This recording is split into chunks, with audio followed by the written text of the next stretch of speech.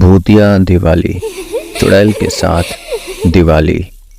एक गांव में भोला नाम का लड़का अपनी माँ के साथ रहता था। भोला की माँ लोगों के घरों में काम किया करती थी, जिससे घर का गुजारा चल जाता था। फिर एक दिन भोला की माँ बीमार पड़ गई, जिससे घर का गुजारा भी मुश्किल हो गया। फिर दिवाली का त्योहार आ गया। पूरे गांव में सभी के घरों में दिए जलाए गए। सभी घरों को रोशनी से सजाया गया था, केवल एक घर को छोड़कर। एक और जहां सब लोग अपने अपने घरों में खुशियां मना रहे थे, मिठाइयां खा रहे थे, तभी भोला मेडिकल से आता है और कहता है, माँ लो दवाई ले लो माँ। दवाई लेते हुए माँ अपने बेटे से कहती है, बेटा मुझे माफ़ कर दो, मैं दिवाली के दिन भी तुम्हारे लिए कुछ नहीं कर सकी। कोई बात नहीं माँ। इतना कहकर भोला बाहर चला गया। घूमते घूमते भोला गांव के बाहर एक हवेली के पास पहुंच गया। इतनी बड़ी हवेली और इतना अंधेरा देखकर भोला चौंक गया।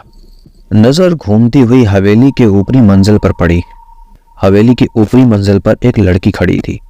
भोला ने ध्यान से देखा, लड़की उदास थी। भोला ने सोचा, हो ना हो इस लड़की की दिवाली भी ठीक नहीं है, चलो मिलकर दुख बांट लेते हैं।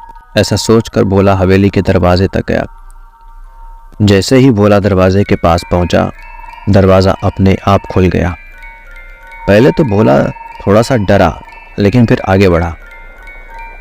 भोला ने देखा कि दरवाजे के पास ही एक बूढ़ा अंकल खड़ा था। शायद इसी ने दरवाजा खोला होगा। भोला ने उस अंकल से पूछा, दादा इतनी बड़ी हवेली और इतना सन्नाटा क्यों, जबकि आज तो दिवाली है। बूढ़ा खांसते हुए बोला, साहब अपने काम में हमेशा बिजी रहते हैं, और जो वो खड़ी है साहब की बेटी है, उसका नाम सोनी है। साहब ने उसे बाहर जाने से मना किया है, इसलिए जब वो अकेली रहती है उदास हो जाती है। भोला को हवेली के अंदर जाते हुए अजीब सा डर लगता है। भोला जैसे ही आगे बढ़ा, भोला को एक सुंदर कपड़ों में एक स्त्री दिखी। वो स्त्री दिखने में तो सुंदर थी। जैसे ही वो बोली, भोला डर गया। ए, कहाँ जा रहा है?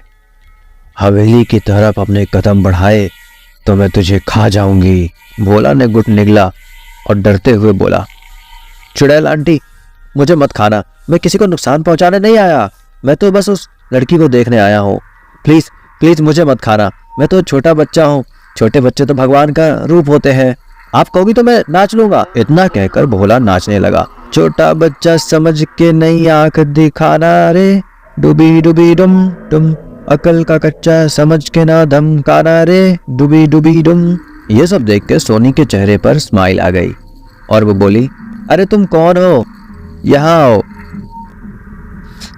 क्यों आंटी, जाओ, वो बुला रही है। हाँ ठीक है जाओ, लेकिन मैं यही हूँ, मेरी बेटी को नुकसान पहुंचाने की कोशिश भी की तो तुम्हारी खैर नहीं। अरे चुड़ैल आंटी, मैं कोई चोर आतंकवादी थोड़ी हूँ जो किसी का नुकसान करूंगा, मैं तो खुद नसीब का मारा हूँ।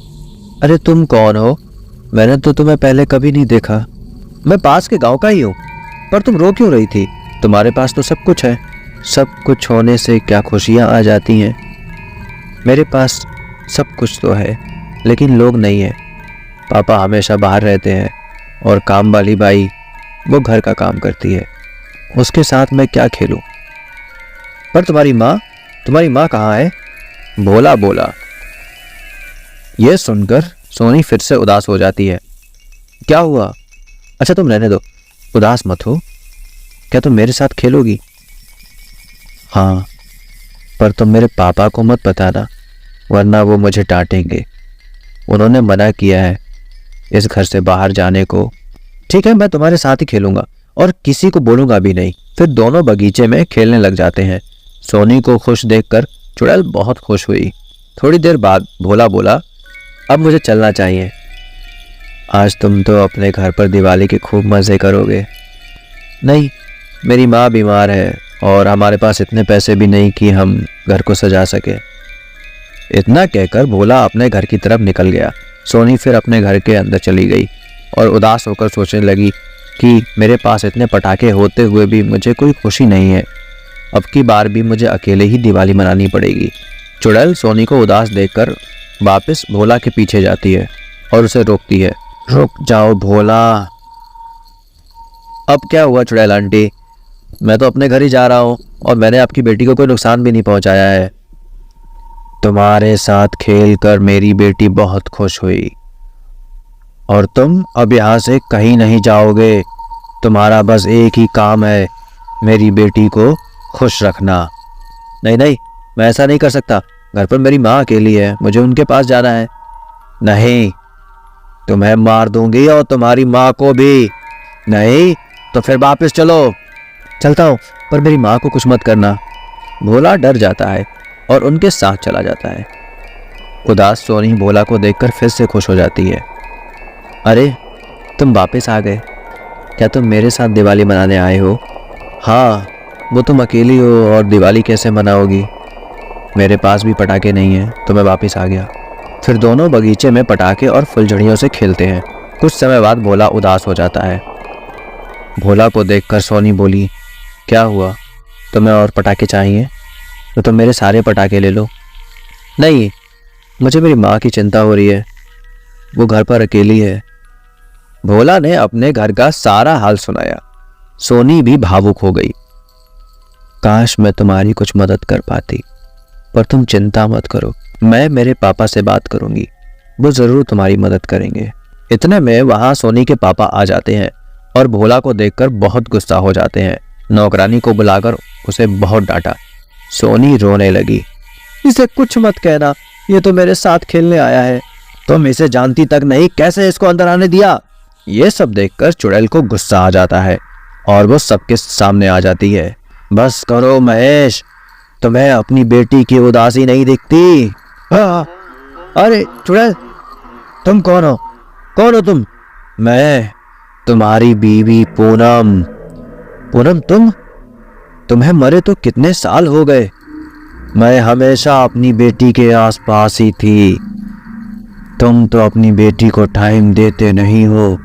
क्या करोगे इतने पैसों का जब तुम्हारी बेटी ही खुश नहीं है?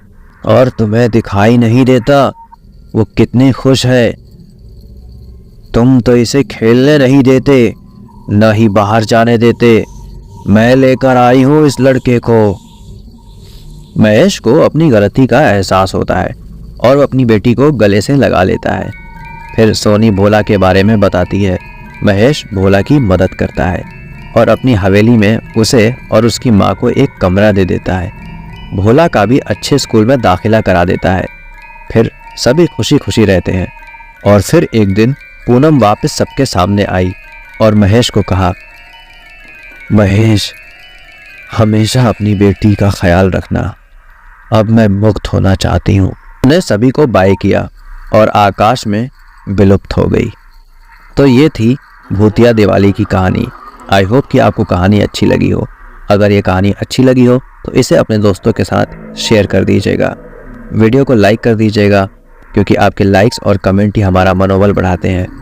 अद्भुत चैनल आप सबके मंगलमय होने की कामना करता है। धन्यवाद।